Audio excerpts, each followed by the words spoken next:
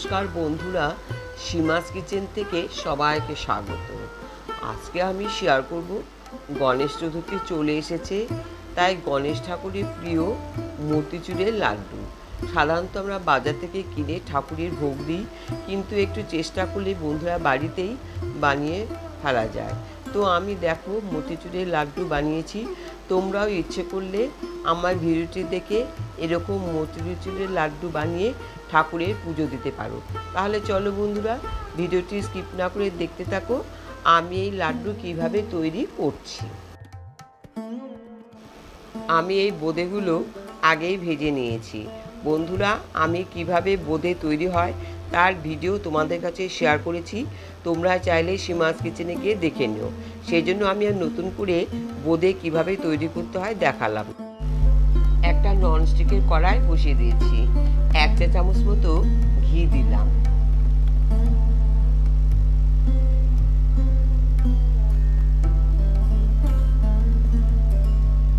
ঘি গলে গেছে, এবার আমি একটা মেজারমেন্ট কাপে 1 কাপ চিনি দিলাম।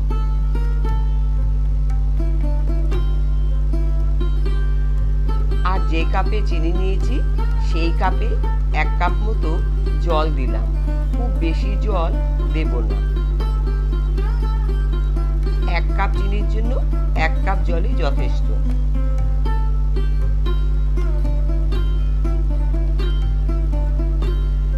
আমি একটু জলের মধ্যে কেশর ভিজিয়ে রেখেছিলাম, সেই জলটা দিলাম। আমি কোনো ফুড কালার ব্যবহার করব না, সেই জন্য এই কেশরটা দিলাম। তোমরা চাইলে বন্ধুরা অ্যাভয়েডও করতে পারো। আর দিলাম 2টো এলাচ। এলাচের ফ্লেভার তো ভীষণই সুন্দর, সেই জন্য আমি 2টো এলাচ দিলাম। এবার হাই ফ্লেমে আমি এই শিরাটা তৈরি করে নেব। শিরা প্রায় রেডি। দেখো বন্ধুরা, হাতের সঙ্গে এরকম চিটচিট করলে বুঝে নিতে হবে যে শিরা রেডি হয়ে গেছে। চিটচিট করছে, তার মানে আমার চিনি শিরা একদম রেডি। এবার আমি ভেজে রাখা বোঁদেগুলো এর মধ্যে ছেড়ে দিলাম, দিয়ে খুব ভালো করে নাড়তে থাকবো। আর একদম বন্ধুরা লো হিট। এর মধ্যে দেব আমি বন্ধুরা একটু সাদা তিল ফ্রাই করে। তোমরা চাইলে চালমগজও দিতে পারো, তো আমার সাদা তিলটাই বেশি পছন্দ, সেই জন্য সাদা তিলই নিলাম। ফ্রাই করা হয়ে গেছে, এবার আমি এই বোঁদেগুলোর মধ্যে ফ্রাই করা সাদা তিল দিলাম। দিয়ে একদম লো হিটে বন্ধুরা খুব ভালো করে নাড়তে লাগবে, যাতে নিচে লেগে না যায়। অনবরত নাড়তে হবে। আবার একটু ঘি দিলাম।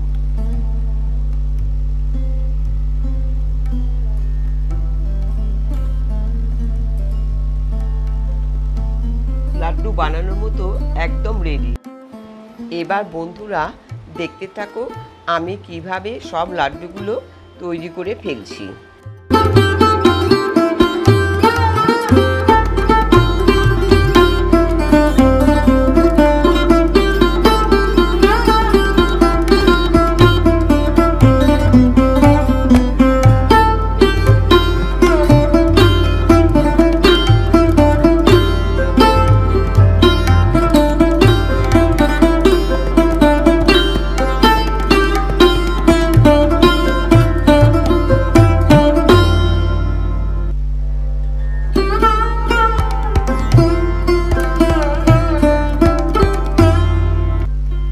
এইভাবে আমি সব লাড্ডুগুলোই বানিয়ে ফেলেছি। দেখো বন্ধুরা কত সুন্দর হয়েছে। আর আমরা অলরেডি টেস্টও করেছি, দারুণ সুন্দর খেতে।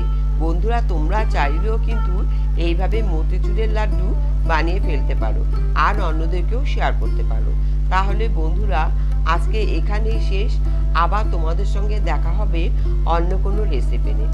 ও হ্যাঁ বন্ধুরা, যদি আমার চ্যানেলটি সাবস্ক্রাইব না করে থাকো প্লিজ, তাহলে আমার চ্যানেলটি সাবস্ক্রাইব করে বেল বাটন অন করে দিয়ে পাশে থেকো।